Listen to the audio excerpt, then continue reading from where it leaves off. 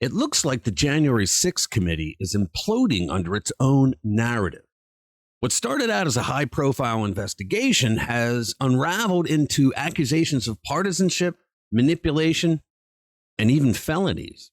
In this video, we're taking a look at the bombshell revelations exposing the committee's credibility crisis and the stunning twists that are flipping the script. What if the entire investigation was a calculated attempt to take down a political opponent riddled with manipulation, partisan lies, and conveniently overlooked evidence? And what does it say about our legacy media when they went along with the farce the entire time? Are they really that stupid, or were they in on the game to take down Donald Trump? Now stick with me to the end because we're going to find out. Let's get into it. Hey guys, welcome back. So ladies and gentlemen, today we're peeling back the layers of what might be one of the most egregious political hit jobs in modern American history. The January 6th Committee, a name that should send shivers down the spine of anyone who believes in genuine democratic inquiry. Now, I understand the guys who know this channel already know the nefariousness of the January 6th Committee. So a lot of this is for the newfound friends who in the recent election cycle came to realize that everything that came from the Democratic Party was a lie. Guys, there are a lot of sick things that these folks haven't yet realized, and I think we owe it to them for their courage to join the America First Coalition movement by giving them facts of what's really been going on. Okay, with that said, something sinister was brewing in Washington. And I'm not talking about the usual political swamp stuff. I'm talking about a calculated, premeditated effort to destroy one man's political career. And now we have the evidence. Let me break this down for you. This committee, led by partisan actors like Nancy Pelosi, wasn't interested in the truth, not at all. They were interested in a narrative, a predetermined story that painted former President Trump as some sort of insurrectionist mastermind. Yeah, the kind who said, marched peacefully and patriotically because they stole an election. That's what they were trying to cover up. Jack Smith just dropped the J6 related charges against Trump. Why? The DOJ conveniently leaned on an old rule about not indicting sitting presidents, but Trump isn't president right now, right? And what's the real excuse? Well, this lawfare strategy just hit a massive brick wall and people are paying attention. That's why Jack Smith did it. And that's just the beginning. What if I told you the committee ignored evidence that could flip their narrative entirely? Let's unravel this tangled web. First, there's the issue of bias. Nancy Pelosi handpicked members of the committee, ensuring anyone loyal to Trump was kept out. Oh, and those members, they already voted to impeach Trump. Impartial investigation, right? Not even close. This was rigged from day one. Newly released transcripts show Trump requested up to 10,000 National Guard troops for January 6th. Didn't all of the mainstream fake news media say that that was a lie? That there's no evidence of that? Well, there was, but the Democrats hid it. You'd think the committee would mention that, but no, they ignored it. 10,000 guards. They just ignored it. Pelosi admitting that she failed to secure the Capitol on tape? Coincidence? Or is this part of the narrative-driven agenda all along? All right, so here's the video evidence that shows Nancy Pelosi admitting that Democratic leadership failed to secure the Capitol on January 6th. She said this on January 6th, but did the committee highlight that? Of course not. Give it a watch. Responsibility, Terry.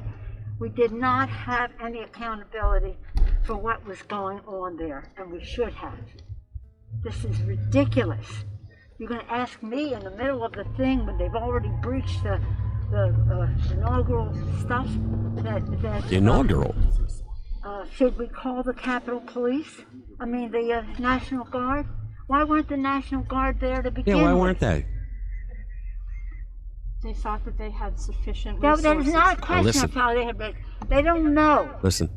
They clearly didn't know, and I take responsibility for not having them just prepare for more.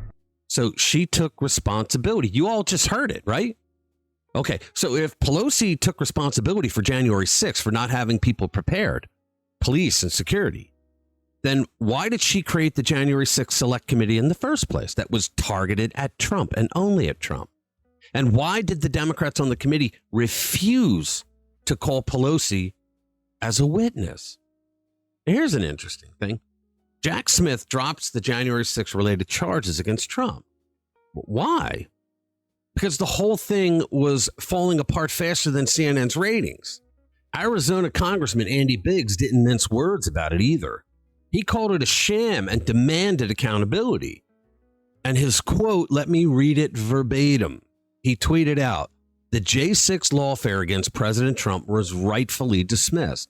President Trump must pardon all J6 political prisoners on January 20, and Congress must hold accountable the bad actors involved in the sham J6 committee. There will be no peace for the wicked. That's pretty straight, cut and dry, isn't it? All right, now let's talk about some stunning revelations that the mainstream media completely ignored. Why was the National Guard delayed for 2 hours?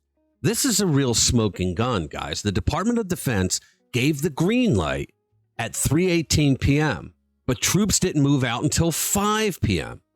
So who's responsible for this failure? This wasn't just a hiccup. It was a monumental breakdown in leadership. 2 critical hours lost. Remember how smug Liz Cheney was when she declared during the hearing that Trump sat around for hours and watched the riot and did absolutely nothing? Like the purpose of the pipe bomb at the DNC HQ that day, could the delay of the National Guard troops been yet another ruse against President Trump to make it appear he wanted a riot to break out and he wanted their so-called insurrection? And then there was Capitol Police Officer Michael Byrd. Remember him? The one who fatally shot Ashley Babbitt? Turns out Byrd had a history of red flags, like failing a weapons qualification test and leaving his loaded firearm in a public bathroom in the Capitol building for anybody to pick up. Why was he still on the job? But instead of holding him accountable for Ashley's murder, the media painted him as a hero. Why? To fit the narrative, of course. I believe the media was in on this plan to make Trump look bad on the day of his protest to get to the bottom of the Democrats stealing the election. That's what I think. Oh, let's not forget Liz Cheney, where her text messages reveal she may have coached a key witness, Cassidy Hutchinson, on her testimony. Coaching witnesses. That's not just shady, guys. It's a massive ethical red flag. And yet, the holier-than-thou Cheney is constantly trashing Trump. So if true, this could crumble the committee's entire credibility, or what little bit is left at this point. I think every member of Congress who sat on the J6 committee should be investigated and charged with any crimes that are discovered, like deleting all the committee's digital data, like emails, documents, memos, over 100 encrypted digital files right before the Republicans took over control of the House. That's called tampering with evidence. It's also called a federal felony. Will they get away with it? Let's hope not. So what's the real legacy of the January 6th committee? They set out to damage Trump's reputation, and instead they expose their own partisan corruption. The American people aren't stupid. They see through this political theater. And the truth? It's finally coming to light. The American people deserve answers. The January 6th committee wanted justice, so they told us from day one. But all they've delivered is partisan theater. And the question remains, how deep does this go and who will be held accountable? That's what I hope they get to.